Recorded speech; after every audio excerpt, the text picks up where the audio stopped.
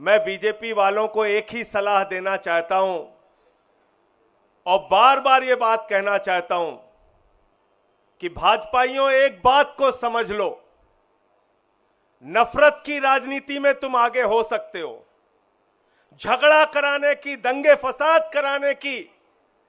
राजनीति में तुम आगे हो सकते हो, भाई को भाई से बांटने की राजनीति में तुम आगे हो सकते हो, लेकिन जब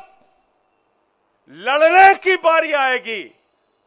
तो हिम्मत मत करना आम आदमी पार्टी से लड़ने की, हिम्मत मत करना आम आदमी पार्टी के कार्यकर्ताओं से टकराने की, क्योंकि तुम उसमें कभी नहीं जीत पाओगे, कभी नहीं जीत पाओगे।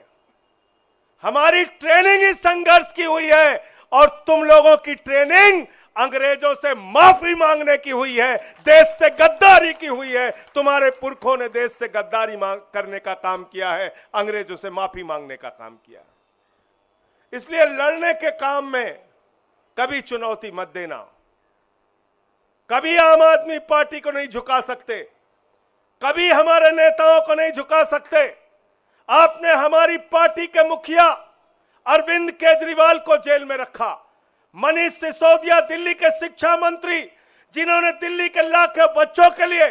दिन रात काम किया, उनको 17 महीने तक जेल में रखा। मैं देश के प्रधानमंत्री से पूछना चाहता हूं, इन 17 महीनों का हिसाब कौन देगा? मनीष सिसोदिया के परिवार ने जो 17 महीने प्रताड़ना झेली, मानसिक रूप से, शारीरिक रूप से, उसका हिसाब कौन देगा? मनीष सिसोदिया ने खुद जेल में रह के जो यातना झेली, उसका हिसाब कौन देगा? भाजपाई कहते हैं सिर्फ जमानत ही तो मिली है, सिर्फ जमानत ही तो मिली है। मैं दिल्ली के लोगों आपसे हाथ जोड़ के कहना चाहता हूं, चुनाव का परिणाम जब आए और बीजेपी के लोग चिल्ला के कहें मेरी जमानत जब्त हो गई, मेरी जमानत जब्त हो गई, तो आपको एक ही बात कहना है, सिर्फ जमानत ही तो जब्त हुई है, सिर्फ जमानत ही तो जब्त हुई है, सिर्फ जमानत ही तो जब्त हुई है, सिर्फ जमानत ही तो जब्त हुई है। ये काम आपको करना है, ये काम करना है साथियों। और अगर